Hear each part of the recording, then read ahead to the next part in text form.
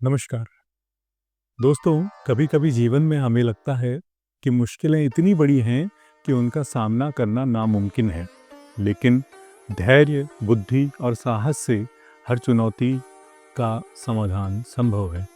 रामायण का छठा अध्याय लंका कांड हमें यही सिखाता है।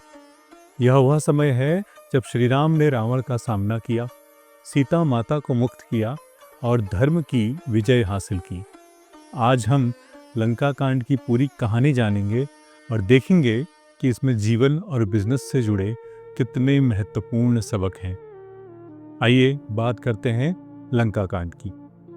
राम और वानर सेना ने लंका पहुंचकर रावण से युद्ध की तैयारी शुरू करी। सुग्रीव, हनुमान, अंगद और वानर सेना ने अपनी ताकत और रणनीति का इस्तेमाल किया। यह हमें सिखाता है कि बड़ी चुनौती से पहले तैयारी और योजना सबसे महत्वपूर्ण है। बिजनेस या जीवन में कभी भी बिना तैयारी के कोई बड़ा कदम लेना हमेशा जोखिमपूर्ण होता है, रिस्की होता है। आइए बात करते हैं युद्ध के प्रमुख प्रसंग की और उसमें क्या वीरता पूरी सेना ने दिखाई उसकी।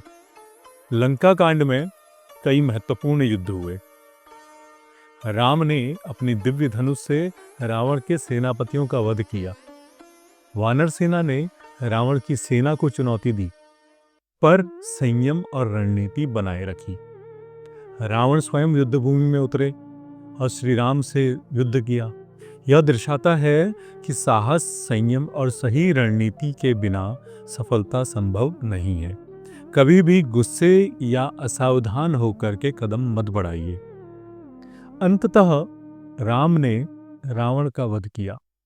रावण का अंत केवल शक्ति से नहीं, बल्कि धर्म, बुद्धि और रणनीति से हुआ। कभी कभी बड़ी चुनौतियां केवल बल से नहीं, बल्कि धैर्य, विवेक और योजना से मिनटों में हल हो जाती हैं। लीडरशिप में स्ट्रेटेजी और टाइमिंग सबसे महत्वपूर्ण है। सीता माता की मुक्ति।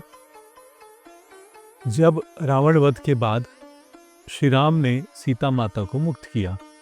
सीता माता ने राम से अपनी भक्ति और विश्वास का प्रमाण दिया।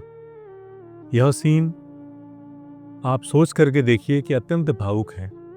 यह हमें सिखाता है कि संकट के समय विश्वास और धैर्य का मूल्य सबसे अधिक होता है। जीवन में भरोसा और धैर्य सबसे बड़ी ताकत है। सही समय पर सही निर्णय लेने से ही सफलता मिलती है। राम और सीता का पुनर्मिलन केवल विजय नहीं, बल्कि धर्म और न्याय की जीत का प्रतीक है। हनुमान और वानर सेना की निष्ठा ने यह सुनिश्चित किया कि न्याय की राह पूरी हो।